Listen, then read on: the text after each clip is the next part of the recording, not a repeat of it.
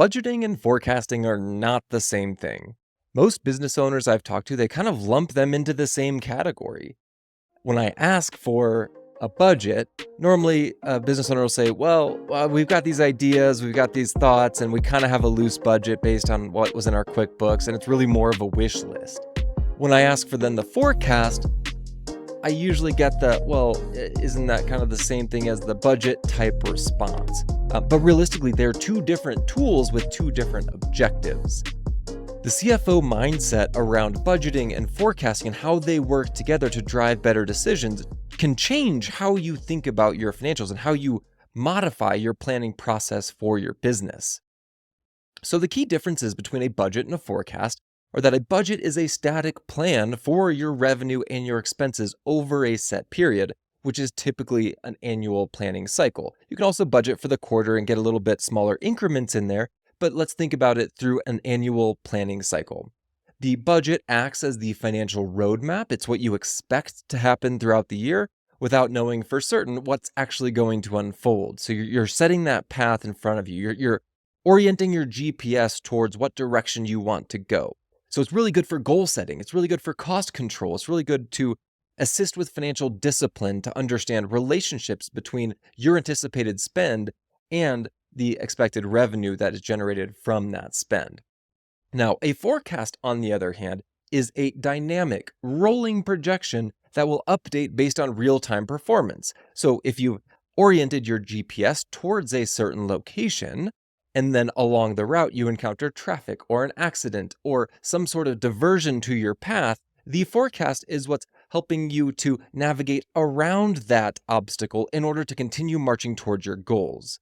You want to focus your forecast on predicting the future outcomes based on the business performance, because there's really only one thing that we can control, and that's what's happening today. We get a sense of control from looking at historical performance. We get a sense of control by trying to anticipate what's happening in the future. But realistically, you can only control what's happening today. And so while knowing that, we need to continually be updating the forecast based on the actuals that's impacting what's going to happen next. So that forecast is rolling. It is continually evolving based on evolving conditions. Now, this is really more helpful for real-time decision-making, whereas if you go back to your static budget, that's more of the initial outline of what you thought was going to happen to give you some indicators of what did you plan for relative to what happened to then help reinform the planning process for the next year. Now, when do we use a budget versus a forecast? We're going to use a budget when we're setting annual financial goals and targets. So what's our anticipated revenue? What's our anticipated hiring for the year? What's the anticipated sales and marketing expense? So we're setting that high-level target for the year. The forecast we're going to be utilizing for the real-time business decisions. So we're going to be adjusting the spend, adjusting the hiring, adjusting the revenue as we learn more about what's unfolding in the business. As we record here in 2025, there are material macroeconomic conditions that are drastically impacting your ability to forecast really well. And so if you're in the manufacturing space or you have overseas vendors, there may be tariffs that are incoming to your expenses that need to change how you're operating as a business. So you can forecast for some degree of tariffs on your cost of goods sold. However, we don't actually know where that's at. So as we gather information, as we understand performance of the business, we can then reforecast with those new figures. You're not going to be going back and updating your budget based on what's happened, 3 months after your budget. Now, there could be some cycles in which you update your budget more frequently, but for this use case, we're talking about a rolling forecast that is continually updated after you've set your budget for the year. So let's say your budget says you're going to make $2 million of revenue this year, and your forecast is actually trending a little bit closer to 1.7 based on your current figures. The CFO is going to be adjusting the decision-making in real time using the forecast and not necessarily the budget. So how do we get started with building a simple budget and a forecast? We want to start with our historical figures. What has the business done in the past to give us some sort of indicator of what's going to happen in the future, knowing that we can't control that?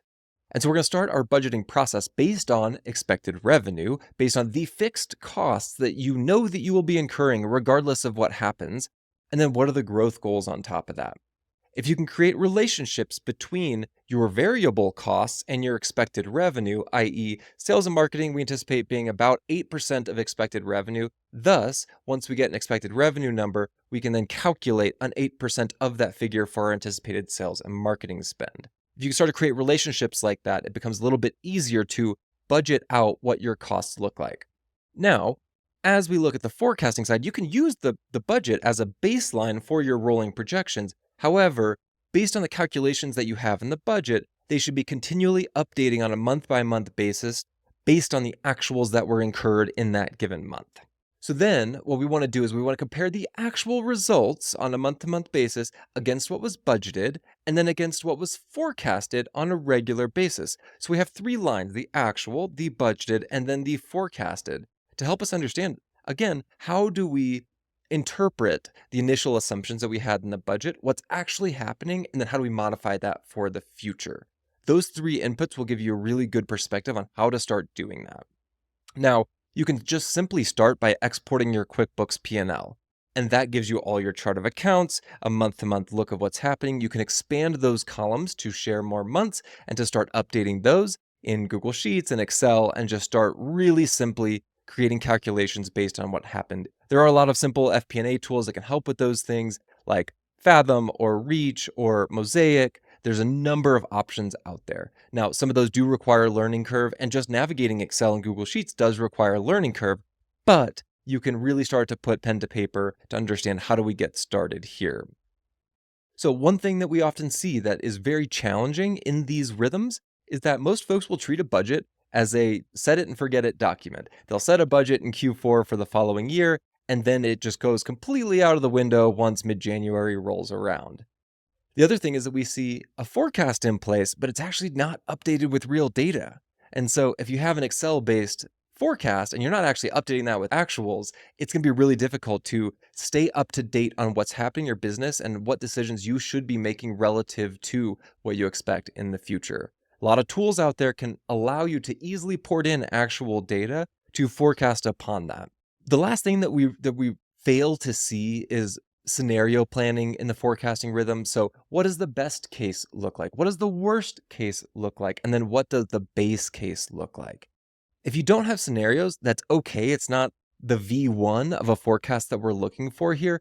But if you can start to create parallel situations in which you would be making different decisions based on different outcomes, having the base, best, and worst case is a really good starting point. And that can just be a function of having 3 separate tabs in a forecasting plan. Now, as we start to set up a basic budget and rolling forecast day, the goal is to keep it simple. We don't need to overcomplicate it. We just need to look for directional accuracy that helps us understand how to make decisions in the business.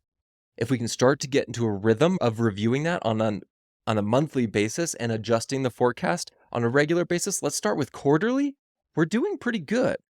If you can look at your last 3 months of revenue and figure out like how close were we to our budget, how close were we to our anticipated forecast, you can then start to better understand what adjustments need to be made to the forecast moving forward. I really hope that this helps give some clarity around the difference between budgeting and forecasting and helps to instill a rhythm of embedding that into your financial understanding and planning for your business so that you can build a more profitable, sustainable, and a business that drives better outcomes for you, your team, and your customers.